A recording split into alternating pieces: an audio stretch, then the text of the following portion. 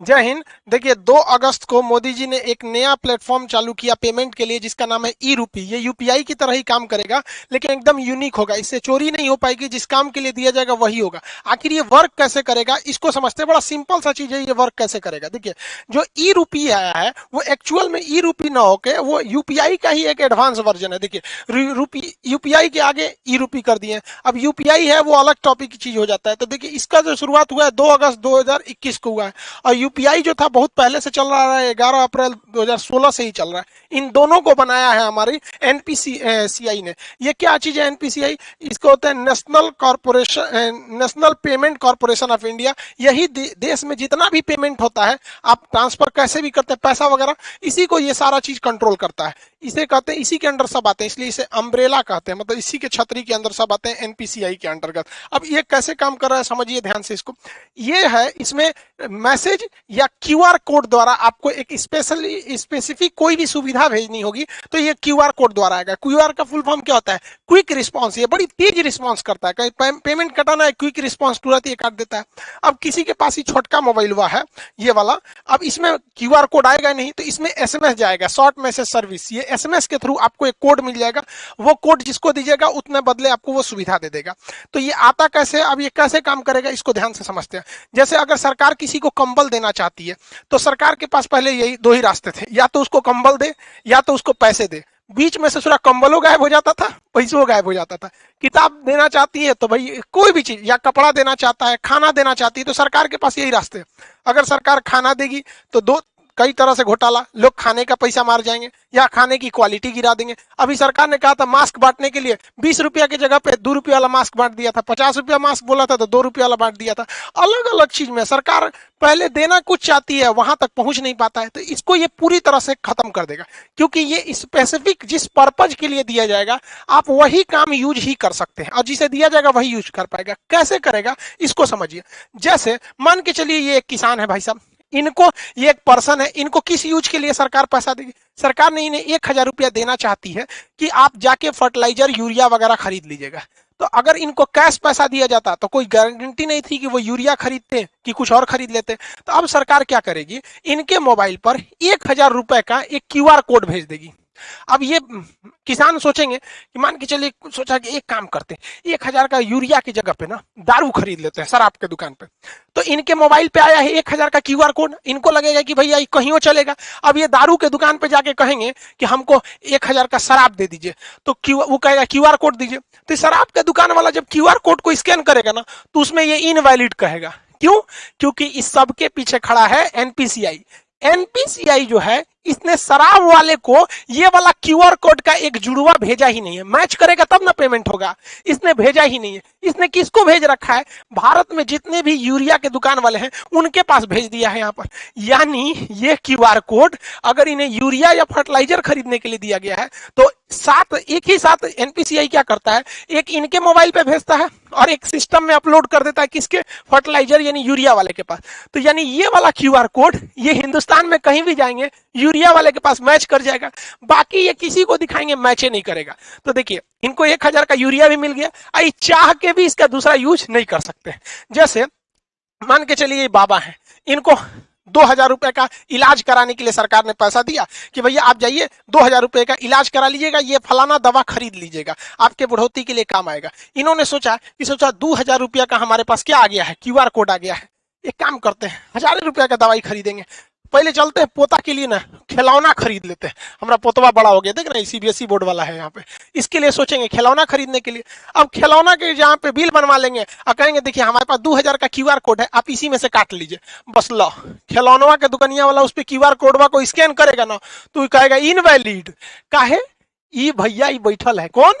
NPCI. ये बहुत होशियार है। जैसे ही सरकार क्यूआर कोड देती है तो 2 गो देता है, एगो ई बाबा को देगा और जो दवाई इनको लेना है उस दवाई वाले के पास भेज देगा।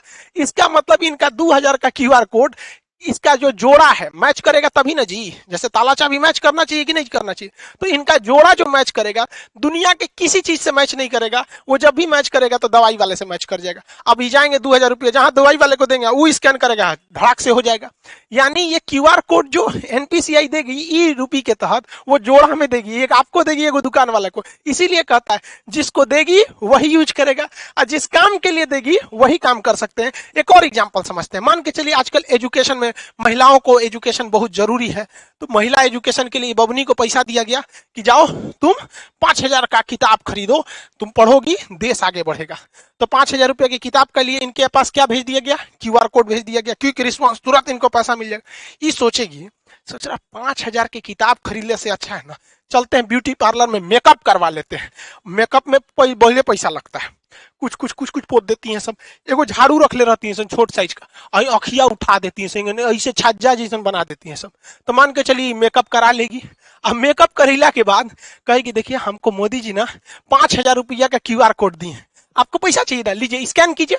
तो निकालेगी स्कैन करने के लिए, ब्यूटी पार्लर वाला कहेगा नॉट मैच, जा एक तो मेकअप हो गया, अब मैच ना करेगा। काहे कि जो एनपीसीआई है ना इसने क्या किया है कि 5000 रुपया का क्यूआर कोड एकरा मोबाइल में तो भेजबे किया है, साथ ही साथ जिस किताब के लिए भेजा गया है वो किताब कहां कहां बेचती है, जहां जहां वो किताब बिकती है उस दुकानदार के पास भी है वहां पर, तो वही किताब ये वाले में मैच करेगा। समझ में आ गया कि नहीं आ गया? दूसर कोनो चीज में मैच नहीं कर सकता है, ये फायदा है। इसीलिए इसे कहा जाता है कि स्पेसिफिक पर्सन ही यूज कर सकता है और उसी काम के लिए यूज कर सकते हैं जिसके लिए इसे भेजा गया है। ये क्यूआर कोड जो है ई रूपी का, ये बनेगा कैसे? अब देखिए कैसे बनेगा, उसमें बैंक बनाएंगे, सब बैंकों की जिम्मेदारी है। अभी शुरुआत में कुछ बैंक है जैसे एसबीआई, एचडीएफसी वगैरह वगैरह, धीरे धीरे सारे बैंकों को इससे जोड़ दिया जाएगा। बैंक के पास ही ये अधिकार होगा ये प्रीपेड सर्विस देने के लिए। जैसे मान के चलिए बहुत सारी कंपनी है, डेल कंपनी है, अमेरिका की डेल कंपनी या कोई कंपनी है, वो चाहती है अपने किसी वर्कर को मुंबई भेजी है काम से कि अब मुंबई में उसको रहने के लिए बढ़िया होटल चाहिए, तो उसने वर्कर को दिया कि लो भैया 20,000 रुपया तुम ताज होटल में रह जाना, क्योंकि मेरी कंपनी का नाम होगा, ताज होटल में रहोगे तो। लेकिन वर्कर सोचेगा ताज होटल में ना रह के कोनो और होटल में रख देते, पैसा बचा लेंगे, तो कंपनी को लॉस लगा कि नहीं लगा? तो अब कंपनियां क्या करेंगी, धीरे धीरे जब ये एडवांस होगा तो वो क्या करेगा, डेल कंपनी किसी बैंक को कहेगा कि हमको 20,000 रुपया का ताज होटल का एगो कूपन दे दीजिए, क्यूआर कोड दे दीजिए। तो ये 20,000 का देगा तो कुछ अपना चार्ज भी लेगा, 20,000 का देगा तो। अब बताइए ये आदमी जो कंपनी थी या सरकार थी उसने कूपन बनाने को दिया, तो ये बैंक किसको रिक्वेस्ट भेजेगा, एनपीसीआई को। ये 1 सेकंड के अंदर अंदर इसको कोड बना के दे देगा। एनपीसीआई 3 गो कोड बनाएगा। पहला एगो रखेगा अपने पास कि बाई दी वे कोई विवाद हो गया तो हम मैच कर लेंगे, एगो उस वर्कर बाकी बैंक को दे देगा। तो बैंक किसको देगा, एगो वर्कर को कि हाँ भैया ले जाइए आप ताज होटल में रुकिएगा। एगो स्कैन करने के लिए कहां चल जाएगा, ताज होटल के पास। अब लो तुम ओबराय होटल में लगाओगे, किसी और होटल में लगाओगे, वो सुनबे नहीं करेगा। क्यों? क्योंकि एक जोड़ा उस कर्मचारी के कहां पे था, वाउचर में दिया गया था मोबाइल में स्कैन करने के लिए। एगो किसके पास था, ताज होटल के पास, और एगो किसके पास है, एनपीसीआई के पास, कि बाद में कोई विवाद हो जाए कि ना मैच नहीं कर रहा है और कंपनी का ना ताजे होटल का ही है, मैच क्या नहीं करेगा, तो ये सुलझा सके। समझ में आ गया? इसके अलावे एगो ये अपने पास इसलिए रखता है कि मान के चलिए इसने भेजा और कर्मचारी आया ही नहीं, 1-2 साल तक नहीं आया, तो बाद में वो वाउचर बर्बाद नहीं ना होगा। तो एक फिक्स टाइम के बाद एनपीसीआई कहेगा अरे उसे ताज होटल में जाइए, नहीं रहा है, 2 साल हो गया, एक काम कर जिसका है पैसा वापस कर दे, लो भैया। तो इतना वेल डिसिप्लिन हो जाएगा ये चीज जिसका कोई हद नहीं। अब सरकार पहले याद कीजिए, पहले राजीव गांधी जब प्रधानमंत्री हुआ करते थे उस समय की बात है, वो कहते थे 100 रुपया भेजती है सरकार तो 55 रुपया पहुंचता है। अब बताओ भाई, अब तो इसमें टेक्नोलॉजी का है, 100 रुपया भेजेगी सरकार तो 100 रुपया पहुंचेगा, और जो ने चीज काती भेजेगी वही चीज में पहुंचेगा, क्योंकि उसका जोड़ा 3 गो बनाया है। एगो एनपीसीआई रखा है, एक जिसके लिए आपको भेजा है, दूसरा जहां स्कैन करेंगे वहां पे। अब जैसे मान के चलिए किसी को, अब आप इतना तो समझ ही गए, अभी सरकार ने कुछ मंत्रालय को इसमें किया है, आगे जाके सारी चीजों को इसी से जोड़ दिया जाएगा, वही काम ही आ सकता है। कई ऐसे डिपार्टमेंट है सरकार के जहां सरकार देती है पेट्रोल भरवाने का पैसा कि लीजिए फलाना अधिकारी हैं आप, पेट्रोल भरवा लीजिएगा 10,000 का और दौरा कीजिए गांव गांव में विकास हो रहा है कि नहीं। तो सर अधिकारी क्या करते थे, सब घर में सुतते थे सर, अब पेट्रोलों का पैसा बेच देते थे सर।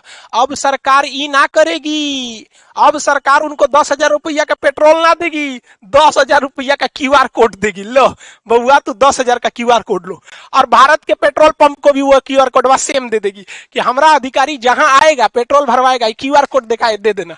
अब अगर वो घरे में बैठल है, कैश पैसा आना नहीं है, टाइम के अंदर खत्म नहीं होगा, तो NPCI वापस पैसा सरकार को भेज देगा। अब लो, तो इसीलिए इसे कहा जाता है कि स्पेसिफिक पर्पज के लिए ही स्पेसिफिक इंसान ही यूज कर पाएगा। तो ये पूरा खेल चल रहा है NPCI के अंडर में, वो काफी मैच कर रहा है इसको। इसके और भी बहुत सारे फायदे हैं।